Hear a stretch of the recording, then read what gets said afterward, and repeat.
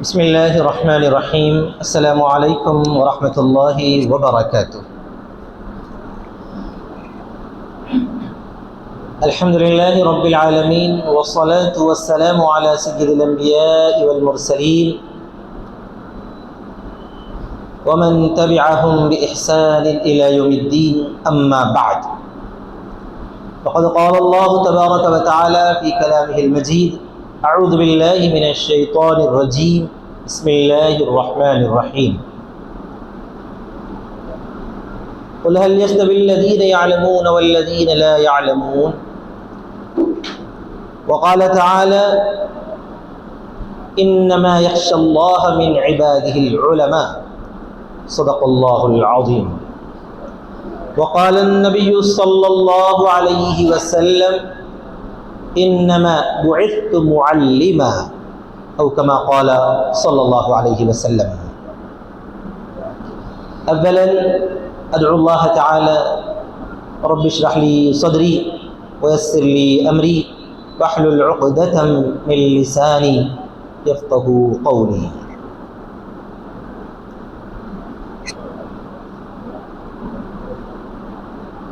بزرگوں اور دوستو، اللہ تبارک و تعالیٰ نے ہم تمام کو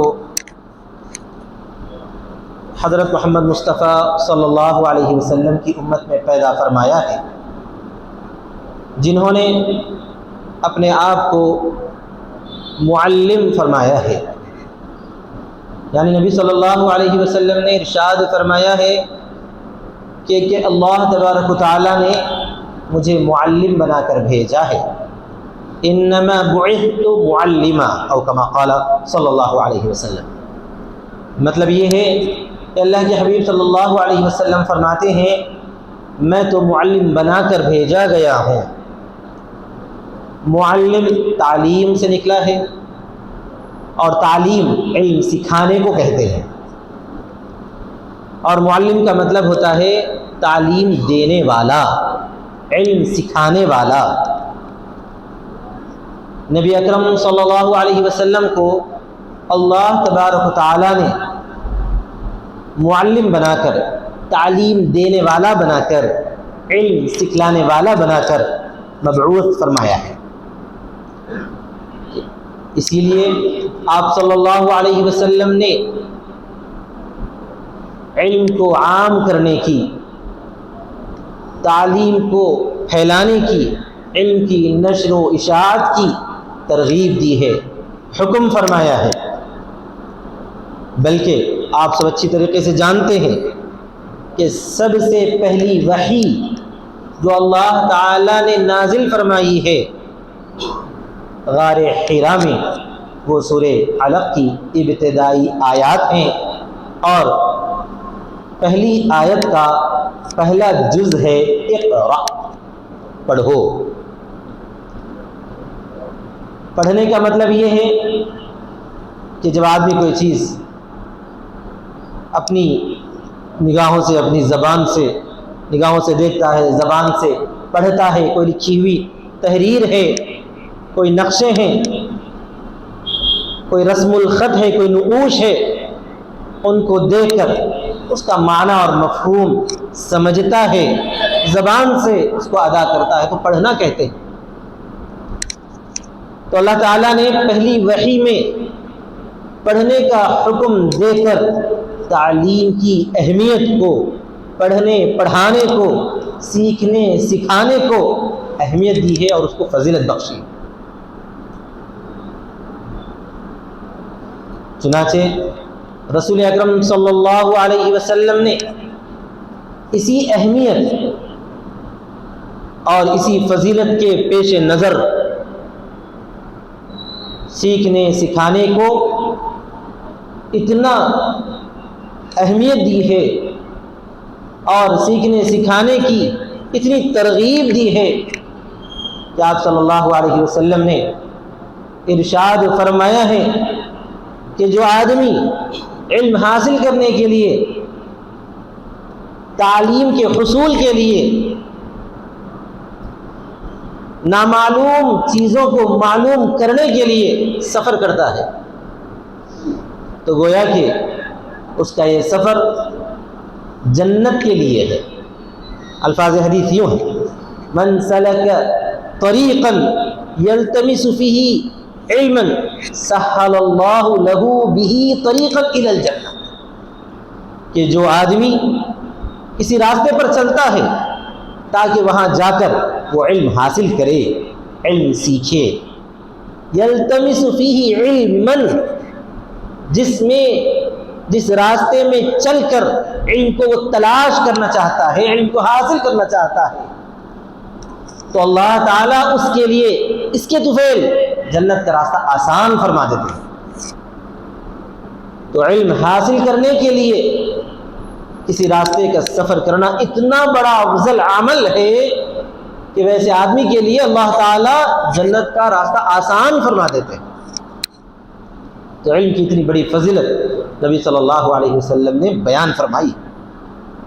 یہ خود سب سے بڑی فضیلت ہے کہ آپ نے اپنے آپ کو معلم بنا کر پیش فرمایا ہے کہ مجھے تو اللہ نے معلم بنا کر بھیجا ہے، میں لوگوں کو سکھلاتا ہوں، تعلیم دیتا ہوں، نامعلوم چیزوں کو بتلاتا ہوں تاکہ لوگ اس کے ذریعے سیکھیں۔ اور قرآن مجید میں بھی نبی صلی اللہ علیہ وسلم کی جو صفت بیان فرمائی ہے کہ وَيُعَلِّمُهُمُ الْكِتَابَ وَالْحِكْمَةَ، کہ محمد صلی اللہ علیہ وسلم ان کو کتاب کی تعلیم دیتے ہیں اور حکمت اور دانائی کی تعلیم دیتے ہیں۔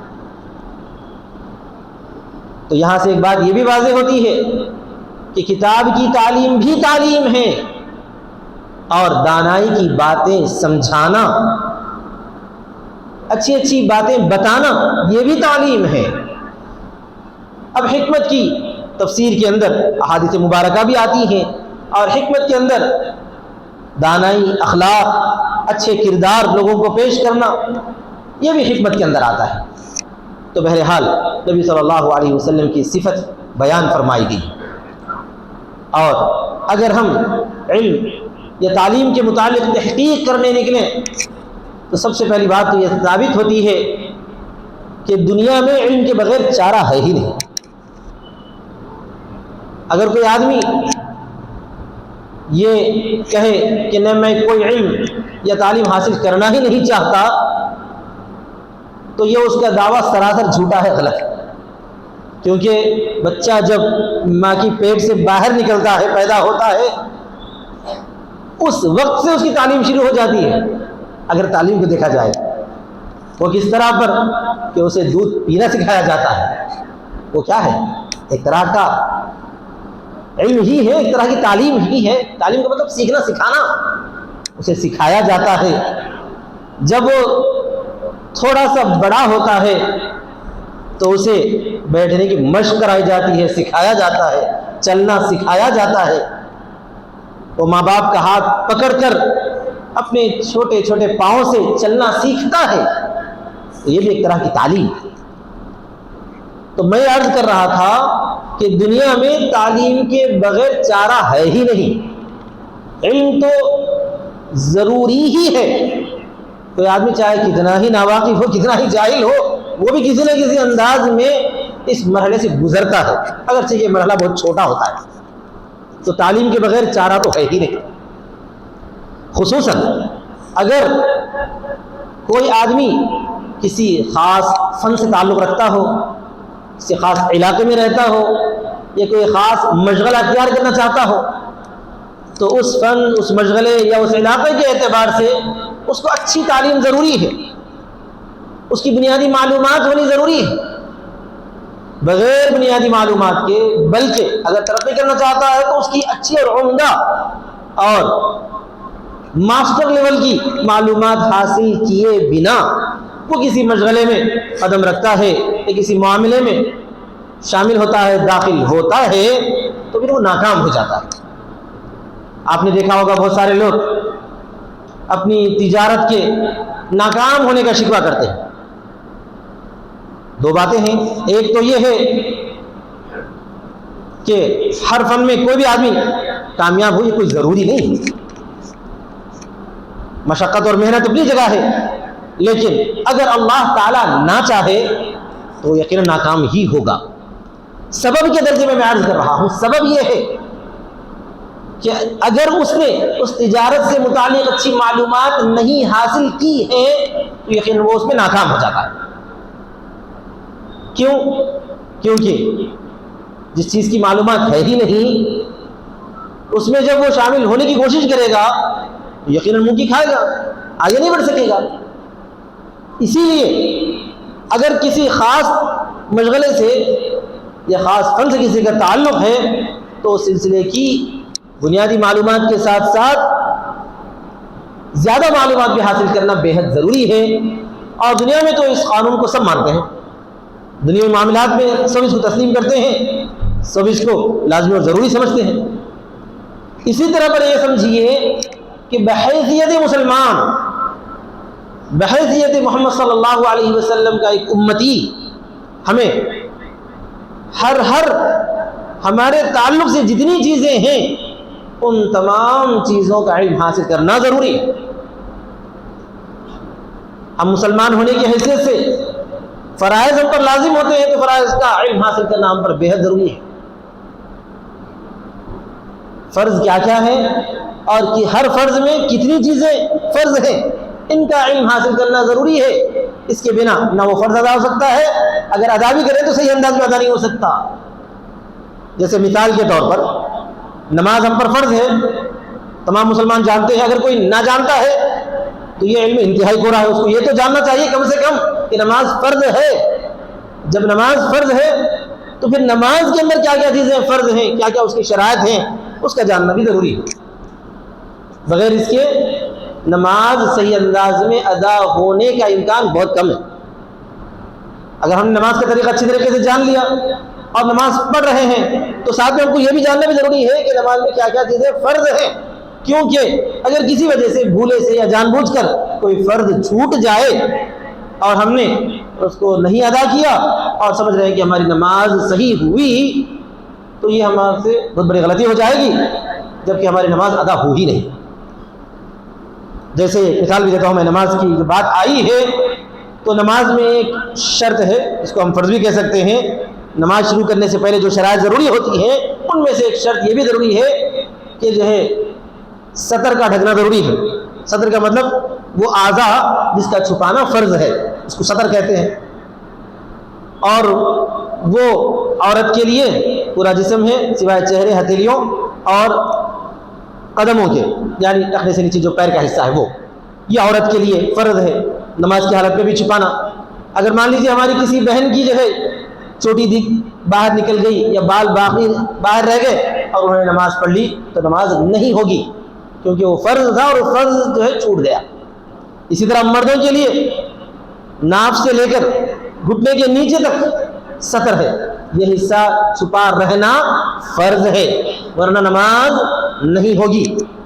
بعض مرتبہ ہمارے بعض ناواقف یا جو ہے نہ جاننے کی وجہ سے بعض ہمارے بچوں سے غلطی ہو جاتی ہے. وہ لوگ پائٹ یا پتلون ایسی پہنتے ہیں کہ جو ہے جو ناف سے ذرا سا کیا بہت زیادہ نیچے ہٹی ہوئی رہتی ہے. اس وقت کھڑے ہوئے ہیں پتہ نہیں چلتا، رکوع میں جاتے ہیں یا سجدے میں جاتے ہیں، مان لیجئے کہ شرٹ بھی چھوٹی ہے اور پتلون بھی جو ہے ناف سے نیچے ہٹی ہوئی ہے تو پیچھے کا جو حصہ ہے وہ نظر آ جاتا ہے. بچوں غور سے سنیں، اگر وہ حصہ دکھ جائے گا تو نماز ٹوٹ جائے گی، نماز ادا ہی نہیں ہوگی. تو پہلی ہدایت تو یہ ہے کہ ہم کو پتلون یا پائنٹ وغیرہ ایسی پہننی چاہیے کہ پوری ناف سے ہو. اگر کبھی کبھار تھوڑا سا نیچے بھی ہٹی ہوئی ہے تب بھی شرط اتنی لمبی رہنا ضروری ہے کہ ہم رکوع میں یا سجدے میں جائیں تو جو ہے بالکل بھی پیچھے کا ذرا بھی حصہ نظر نہ آئے ورنہ نماز نہیں ہوگی. یہ بطور مثال کہ میں نے آپ کے سامنے بات رکھی ہے. تو اسی ایک مثال کو لے کر آپ اندازہ لگا لیجیے کہ ہمارا تعلق جن جن کاموں سے ہے. رمضان میں روزوں سے تعلق رہتا ہے، مال زیادہ آ گئے تو زکوٰۃ آ جائے تو زکوٰۃ سے تعلق رہتا ہے، اور بھی اللہ نے مال دیا ہے تو حج سے تعلق رہتا ہے. ان تمام فرائض اور ان فرائض کے تعلق سے معلومات حاصل کرنی ضروری ہے. یہ تو میں بنیادی ضروری علم کے تعلق سے عرض کر رہا ہوں، یہ تو علم فرض ہی ہے. چنانچہ نبی اکرم صلی اللہ علیہ وسلم نے ارشاد فرمایا طلب العلم فریضۃ علی کل مسلم، علم کا تلاش کرنا، طلب کرنا تو ہر مسلمان پر فرض ہے، چاہے مسلمان شہر میں رہتا ہو کہ دیہات میں رہتا ہو، چاہے مرد ہو کہ چاہے عورت ہو، چاہے جو ہے بوڑھا ہو کہ چاہے جوان ہو، جب سے وہ بالغ ہو گیا اس پر علم کو حاصل کرنا، یعنی ان بنیادی معلومات کا حاصل کرنا فرض ہے۔ اور اس میں ترقی کرنا، آگے بڑھنا، یہ تو فرض کفایہ ہے۔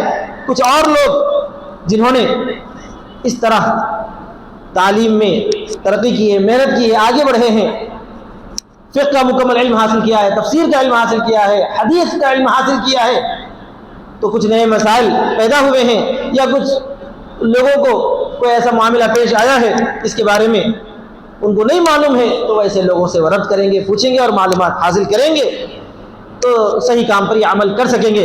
ویسے لوگ جس طرح پر ہر فن میں ضروری مانے جاتے ہیں، اسی طرح علم دین کے تعلق سے، بنیادی معلومات کے تعلق سے، شرعی علم کے تعلق سے، قرآن و حدیث کے علم کے تعلق سے بھی ایسے لوگ ہونے بہت ضروری ہیں۔ اسی کو آپ آج کل کی زبان میں عالم کہتے ہیں، فقیہ کہتے ہیں، مفتی کہتے ہیں، کوئی بھی الفاظ سے آپ یاد کرتے ہیں، وہ در حقیقت معلم تفسیر ہیں، معلم حدیث ہیں یا معلم فقہ ہیں۔ تو میرے بزرگوں، میرے دوستوں، اتنی بات سے آپ نے یہ بات سمجھ لی ہوگی کہ علم کی اہمیت شریعت میں بہت زیادہ ہے، اور علم کا حاصل کرنا اتنا فضیلت والا اور افضل عمل ہے کہ جنت کا راستہ اس کے لیے آسان کیا جاتا ہے۔ ساتھ ہی ساتھ یہ بات بھی اہم ہے کہ کوئی بھی عمل علم کے بغیر ادھورا رہتا ہے۔ اسی لیے اللہ تعالیٰ نے ارشاد فرمایا ہے، یقیناً اللہ تبارک و تعالیٰ سے تو اس کے وہ بندے اچھا ڈرتے ہیں، زیادہ خوف رکھتے ہیں جو کہ اہل علم ہیں، جو کہ علماء ہیں۔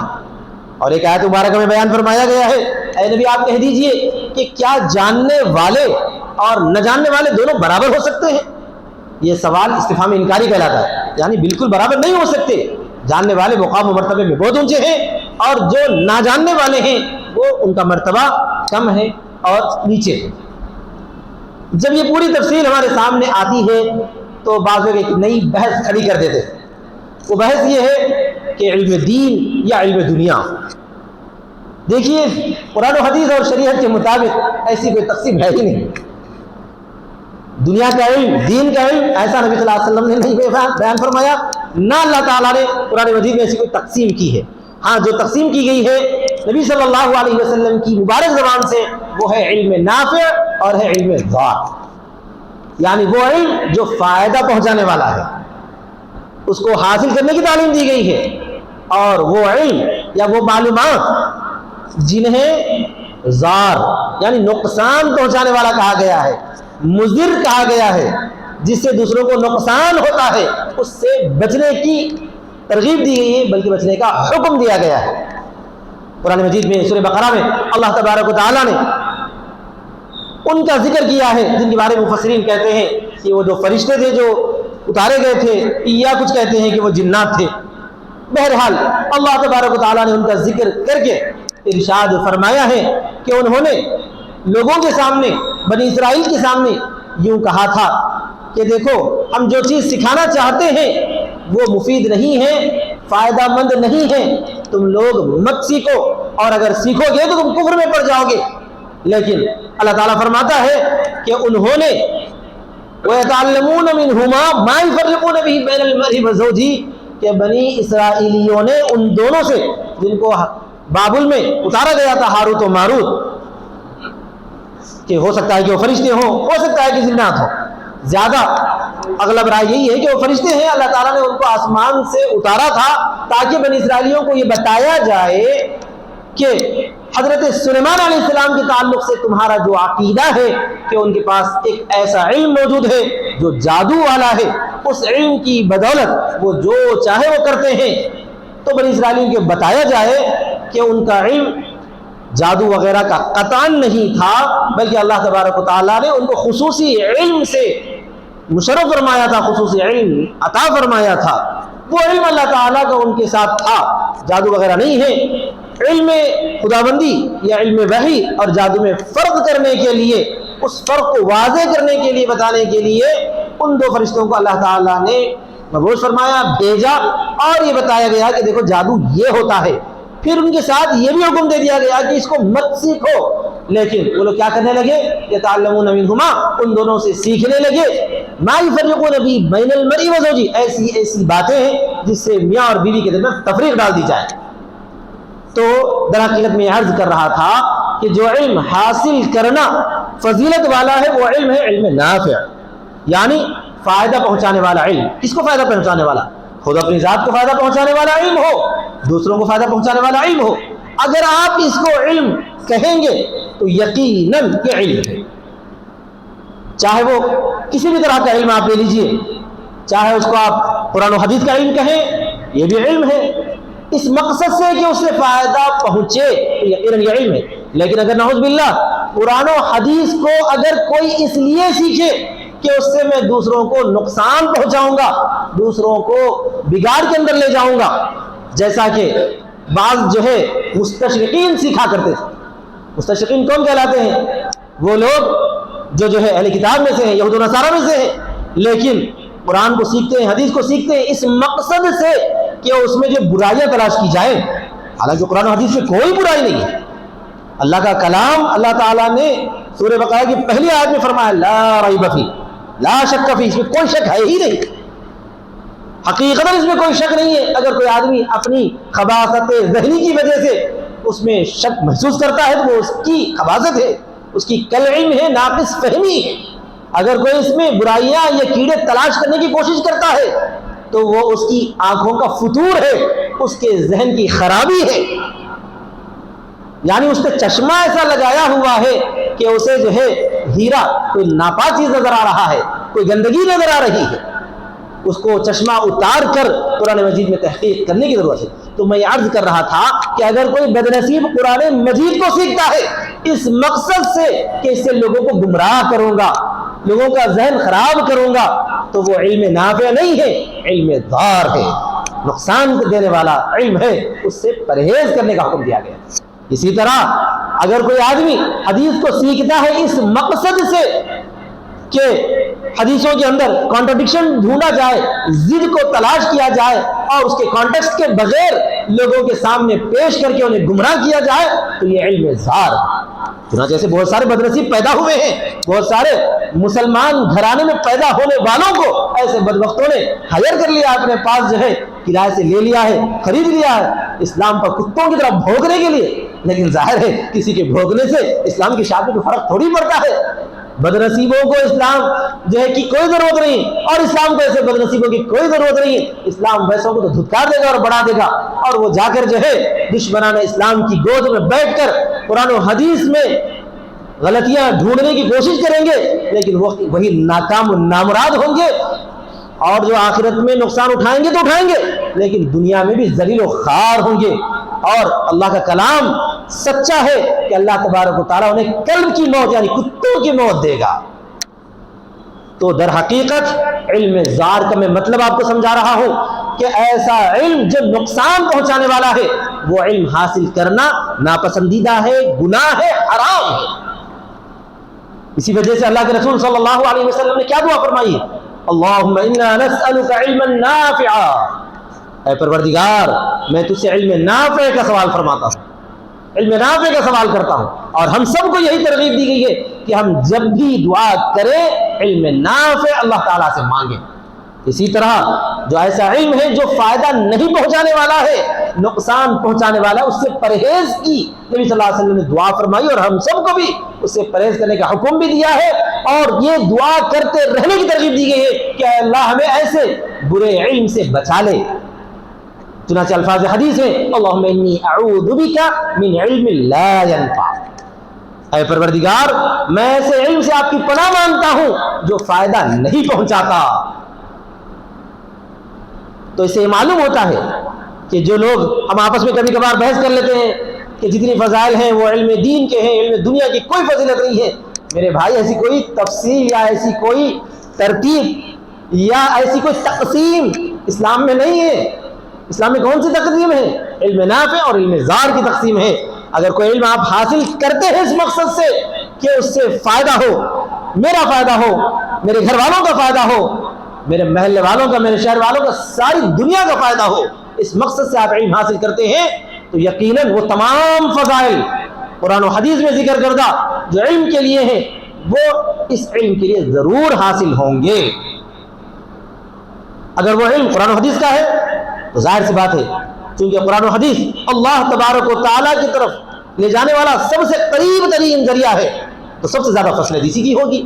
اگر وہ علم ہے علم ہندسہ یعنی انجینئرنگ کا علم ہے، اور علم حاصل کرنے والے کا مقصد یہی ہے کہ میں اس علم کے ذریعے کچھ معلومات حاصل کرنا چاہتا ہوں جس سے میں فائدہ اٹھاؤں گا، اور میرے ساتھ ساتھ میرے گھر والے، میرے خاندان والے یا میرے شہر والے، پوری انسانیت اس علم سے فائدہ اٹھائے گی۔ میں کسی کو نقصان پہنچانے کے لیے یہ نہیں سیکھ رہا ہوں، ناجائز کسی کا مال ہڑپنے کے لیے میں نہیں سیکھ رہا ہوں، بلکہ میرے سے دوسروں کو فائدہ پہنچانے کے لیے سیکھ رہا ہوں، تو واللہ اس کا یہ سیکھنا کار ثواب ہے، اس کا یہ عمل یقیناً اللہ کے ہاں مقبول ہے۔ چنانچہ آپ نے صحابہ کرام رضی اللہ تعالیٰ عنہم کو دیکھا ہوگا کہ ان میں پورے کے پورے کیا حفاظ علماء ہی تھے، یقیناً ایک بڑی تعداد علماء حفاظ کی تھی، لیکن ان میں بعض تعداد ایسے معماروں کی بھی تھی جو گھر کی تعمیر کرنا جانتے تھے، ایسے کاشتکاروں کی بھی تھی جو ہے کھجور کے درخت لگانا اور اس کو بڑھانا اور کھجور کی پیداوار کو زیادہ کرنے کا طریقہ جانتے تھے۔ نبی صلی اللہ علیہ وسلم نے اسے بھی فرمایا کہ یہ تعلیم ہے۔ مقصد ایک ہی ذہن میں ہو کہ اس مقصد سے ہم جو ہے فائدہ حاصل کریں گے، اور اگر آخرت مد نظر ہے تو یقیناً یہ جو ہے بہت بڑا ثواب والا عمل ہے۔ اگر کوئی آخرت کو ذہن میں نہیں رکھتا، صرف دنیا ہی کے مقصد سے سیکھ رہا ہے، تو یہ سیکھنا زیادہ فضیلت والا اور ثواب والا عمل تو نہیں ہوگا، لیکن ناجائز بھی نہیں کہا جا سکتا۔ یہ بھی علم ہے، تعلیم ہے، سیکھ رہا ہے، بہت اچھی چیز ہے، سیکھ ہے، لیکن اگر وہ ساتھ میں مقصد یہ ذہن میں رکھے کہ میں اس سے لوگوں کو فائدہ پہنچاؤں گا، جو کچھ مجھے میرا رب تعلیم دے گا اس تعلیم کے ذریعے میں دوسروں کے لیے فائدہ پہنچانے کا ذریعہ بنوں گا، تو یہ علم اس کے لیے مفید ہے، فائدہ مند ہے، کار ثواب۔ اسی طرح پر ایک علم ہے زبانوں کے سیکھنے کا، زبانوں کے سیکھنے کا علم۔ آدمی جس علاقے میں پیدا ہوتا ہے، جہاں پر وہ اپنی علاقائی بولی بولتا ہے، جس کو ہم اردو میں مادری زبان کہتے ہیں، مدر ٹنگ جیسا کہا جائے، تو وہ بولتا ہی ہے، ماحول میں رہتے رہتے وہ سیکھ جاتا ہے۔ لیکن اس کے ساتھ ساتھ دوسری زبانیں سیکھنا بھی بہت زیادہ فضیلت والا عمل ہے۔ آپ سمجھیں کہ کس میں کون سی فضیلت ہے؟ یقیناً فضیلت ہے۔ اگر یہ سوچ کر سیکھا جائے کہ میں اپنی زبان جاننے والوں تک جو اچھی اور بہترین بات پہنچاؤں گا، یہی بات میں دوسری زبان والوں تک بھی پہنچاؤں گا، یا اچھی اور بہترین باتیں دوسری زبان کی کتابوں میں مجھے ملتی ہے تو ان زبان کی کتابوں سے بھی جو ہے میں وہ معلومات حاصل کروں گا، یقیناً یہ فضیلت والا عمل ہے۔ مقصد اور منشا یہی رہنا چاہیے کہ میرا اللہ مجھ سے راضی ہو جائے، میں اس سے دوسروں کے لیے افادیت اور فائدہ پہنچانے کا ارادہ کرتا ہوں، یہ مقصد ہونا چاہیے۔ رسول اکرم صلی اللہ علیہ وسلم نے صحابہ کرام رضی اللہ تعالی عنہم کو عبرانی زبان سیکھنے کی ترغیب دی، بلکہ ایک واقعہ سناؤں تو آپ حیران ہو جائیں گے۔ غزوہ بدر کے موقع پر رسول اکرم صلی اللہ علیہ وسلم کی نگرانی میں مکہ مکرمہ کے جو قیدی آئے تھے، یعنی جنہیں گرفتار کیا گیا تھا، جنہیں پکڑا گیا تھا، اب اس پورے واقعے کی طرف جانے کا وقت بھی نہیں ہے، اس سے مختصر یہ کہ انہیں بہت ساروں کو صحابہ کرام کی رائے کے مطابق چھوڑا گیا، فدیہ لے کر چھوڑا گیا۔ فدیہ کسے کہتے ہیں؟ بدلے میں، معاوضے میں کچھ ہرجانہ لے کر جو ہے ان کو چھوڑ دیا گیا۔ مثال کے طور پر کئی ایسے کفار گرفتار ہوئے تھے جن میں بڑے بڑے نامور تھے اور رئیس بھی تھے، ان کے خاندان کے پاس پیسہ وغیرہ تھا، تو ان سے کہہ دیا گیا کہ تم اتنے دینار ادا کر دو اور تم کو جو ہے رہا کر دیا جائے گا، چھوڑ دیا جائے گا۔ انہیں غلام بازی نہیں بنایا گیا، غلام نہیں بنایا گیا، چھوڑ دیا گیا۔ مگر بعض وہ لوگ بھی تھے کافروں کی طرف سے جنگ میں پکڑے گئے، غزوے میں پکڑے گئے، وہ لوگ بھی تھے جن کے پاس روپیہ پیسہ وغیرہ نہیں تھا، تو آپ صلی اللہ علیہ وسلم نے اس موقع پر ان کو یہ بتایا کہ تم جو ہے تعلیم لکھنے کی مشق وغیرہ انصار مدینہ کے بچوں کو دو اور کرواؤ، تو تم کو جو ہے چھوڑ دیا جائے گا، رہا کر دیا جائے گا۔ اب یہاں پر آپ غور کریں کہ علم کی اتنی زیادہ اہمیت ہے، جنگی مجرم کو، قیدی کو جو جنگ میں گرفتار ہو کر آیا ہے، اس کو چھوڑ دیا گیا ہے، حالانکہ اس بات کا پورا قوی امکان ہے کہ بعد میں پھر تیاری کر کے وہ حملہ کرنے کی فکر اور کوشش کرے گا۔ اس کے باوجود اگر وہ پڑھا لکھا ہے لکھنا جانتا ہے تو مسلمانوں کے چھوٹے چھوٹے بچوں کو اس کو لکھنے کی مشق وغیرہ کروانے کے بعد اس کو جو ہے رہا کرنے کی چھوڑنے کی اجازت دے دی گئی۔ اس سے معلوم ہوتا ہے کہ تعلیم و تعلم، لکھنا اور لکھانا اور زبان کی مشق کرنا کتنی زیادہ اہمیت والا عمل ہے۔ حضرت زید بن حارث رضی اللہ تعالیٰ عنہ کو نبی صلی اللہ علیہ وسلم نے، ثابت ابن زید رضی اللہ تعالیٰ عنہ کو نبی صلی اللہ علیہ وسلم نے عبرانی زبان سیکھنے کی تعلیم دی ہے، تاکہ یہود جو ہے توریت کے اندر بہت ساری چیزیں چھپانے کی کوشش کرتے ہیں، نبی صلی اللہ علیہ وسلم کے متعلق اس میں جو کچھ وضاحتیں ملتی ہیں اس کو انہوں نے چھپا کر رکھا ہے۔ تعلیم حاصل کر کے ان وضاحتوں کو سب کے سامنے لایا جائے، عام انسانوں کے سامنے پیش کیا جائے، اس مقصد اور اس ارادے سے عبرانی زبان سیکھنے کی ترغیب دی گئی۔ بزرگوں اور دوستوں، موجودہ دور میں جہاں تک علم حاصل کرنے کی بات ہے تو تمام مسلمانوں کو یہ ذمہ داری لازم ہوتی ہے کہ ہم علم نافع سیکھنے کی انتھک جدوجہد اور کوشش کریں، اور یہ تقسیم کرنا ہم چھوڑ دیں کہ یہ علم دین علم دنیا، بلکہ یہ ہم ضرور سمجھیں کہ جن جن چیزوں سے ہمارا تعلق ہے یا جن جن معاملات سے ہم ہو کر گزرتے ہیں ان تمام کا ہمیں علم حاصل کرنا ضروری ہے۔ ایک مسلمان ہونے کے ناطے فرائض کی ہم پر ذمہ داری ہے، تو فرائض کا، واجبات کا یہ علم حاصل کرنا بھی ضروری ہے، اور ساتھ میں چونکہ ہم دنیا کے اندر دوسری اقوام سے بھی ہمارا تعلق ہے، ان کے ساتھ بھی ہمارا جو ہے اٹھنا بیٹھنا ہے، ان کے ساتھ ہمارے ریلیشنز ہیں، تو لہٰذا ان تمام علوم کا حاصل کرنا بھی ہمارے لیے بے حد ضروری ہے، جس سے ہم دوسروں کو فائدہ پہنچا سکیں، مسلم امہ کو فائدہ پہنچا سکیں، ساری انسانیت کو فائدہ پہنچا سکیں۔ اور آج موجودہ دور اس بات کا بہت زیادہ تقاضا کرتا ہے، خصوصاً مسلمانان عالم پر مختلف علاقوں میں ایک طرح کی جو ہے دشمنان اسلام کی طرف سے ایک قہر ٹوٹ پڑا ہے۔ ایسے موقع پر مسلمان اپنے آپ حد تک ہرگز نہیں رہ سکتے۔ اب آپ نے دیکھا ہوگا فلسطین پر جابر اور ظالم ناجائز ریاست کس طرح پر حملہ ہو رہی ہے، کیسا ظلم و ستم ڈھا رہی ہے۔ تمام مسلمان ممالک ہاتھ پر ہاتھ دھرے نہتے بن کر بیٹھے ہوئے ہیں۔ کیا آپ نے غور کیا اس کی وجہ کیا ہے؟ اس کی وجہ یہی ہے کہ مسلمان ملکوں نے 75 سالوں سے علم اور تعلیم کے میدان میں کوئی ترقی نہیں کی، کوئی کارنامہ انجام نہیں دیا۔ بڑے دکھ اور افسوس کی بات ہے۔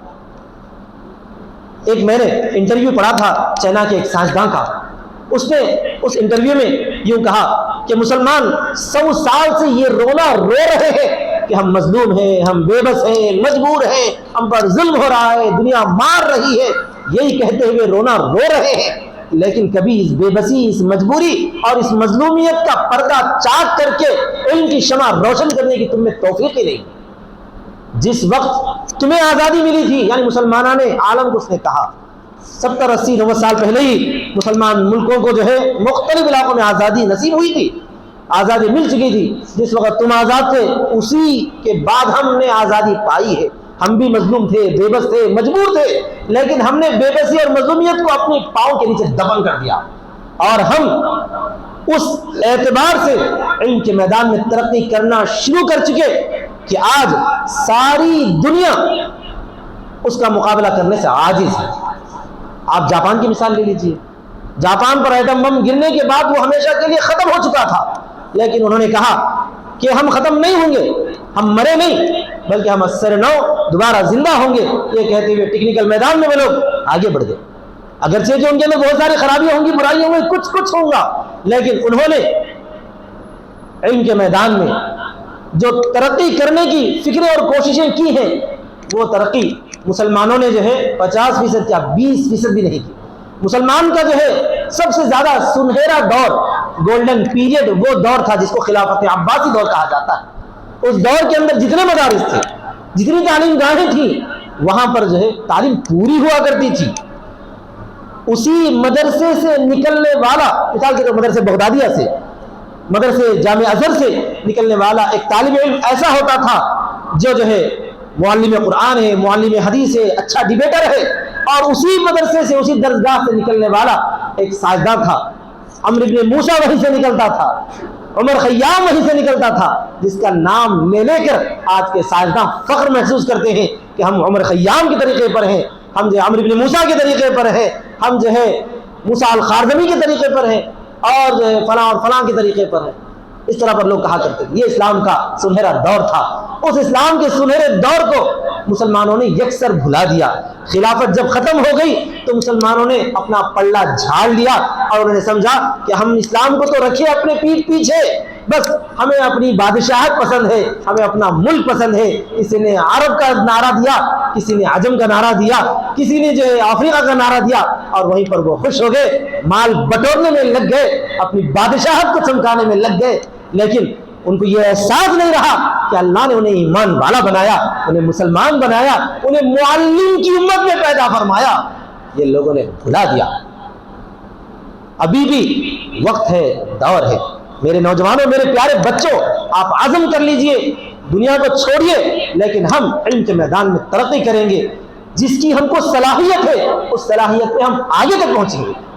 اس کی کوشش آپ کیجئے. اگر کوئی انجینئرنگ سے دلچسپی رکھتا ہے تو وہ سائنسداں بن کر کھڑا ہو.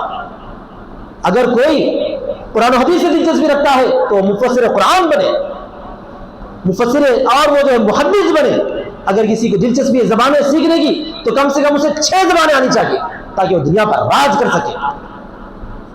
اگر کسی کو دلچسپی ہے صحافت کی تو وہ ایسا صحافی بنے کہ پوری دنیا اس کی طرف جو ہے نگاہ اٹھا کر دیکھے, اور اس سے 5-5, 10-10 منٹ کا انٹرویو کرنے کے لیے 1-1 مہینے کی کیوں لگی رہے.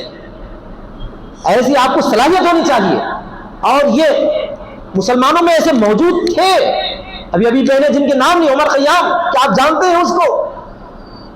اور آپ جانتے ہیں موسیٰ الخارزمی کو؟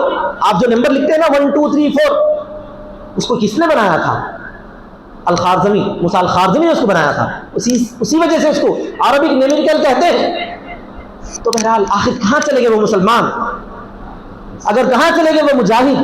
آخر کہاں چلے گئے وہ معلم؟ کہاں چلے گئے وہ محدث؟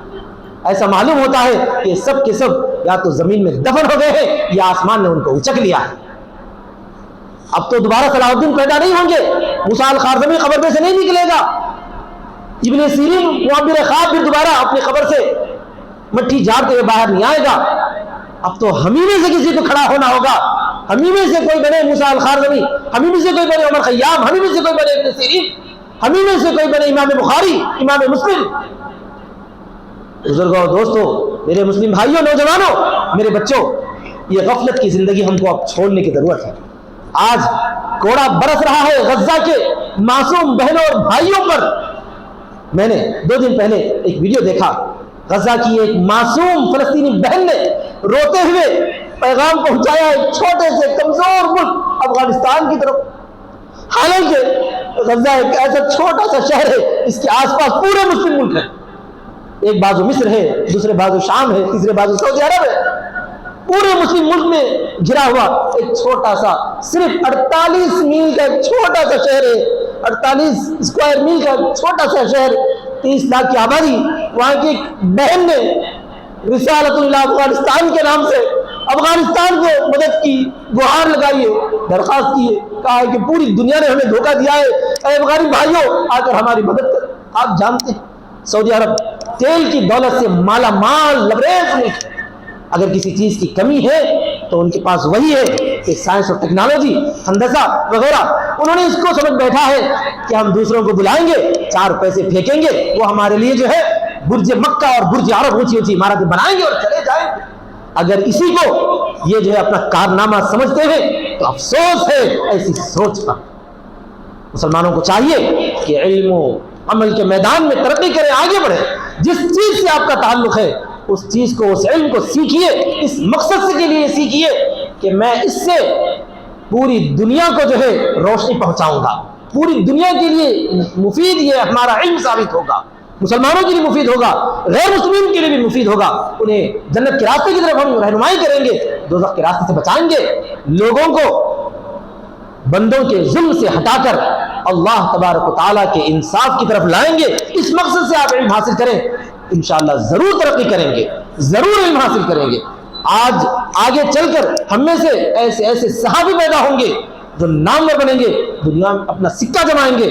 سائنسداں پیدا ہوں گے, محقق اور مجدد پیدا ہوں گے, محدث اور مفسر پیدا ہوں گے انشاءاللہ اللہ کی ذات سے. یہ مجھے امید ہے. میں مایوس نہیں ہوں کیونکہ اسی امت میں ایسے لوگ پیدا ہو چکے ہیں.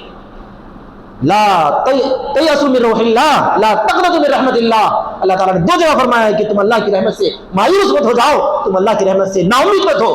تو مجھے میرے رب کی ذات پر پورا بھروسہ ہے کہ اگر یہ میری چھوٹی سی آواز یا میری یہ جو ہے پکار ہے یہ پوری دنیا تک پہنچ جائے اور سارے مسلمان بچے اور نوجوان اس بارے میں آگے بڑھنے کی کوشش کریں گے, اپنا وقت علم کے حصول میں لگائیں گے, صرف ویڈیوز دیکھنے میں, ٹی ٹی ٹھاٹا کرنے میں, ہنسنے میں, دل لگی کرنے میں اپنا وقت نہیں لگائیں گے, یقیناً وہ وقت ضرور آئے گا کہ پھر سے مسلمان خلافت قائم کر سکیں گے. اللہ تبارک و تعالی ہم تمام کو کہنے سننے سے زیادہ عمل کی توفیق نصیب فرمائے. آمین وآخر دعوانا الحمدللہ رب العالمین. والسلام علیکم ورحمۃ اللہ وبرکاتہ.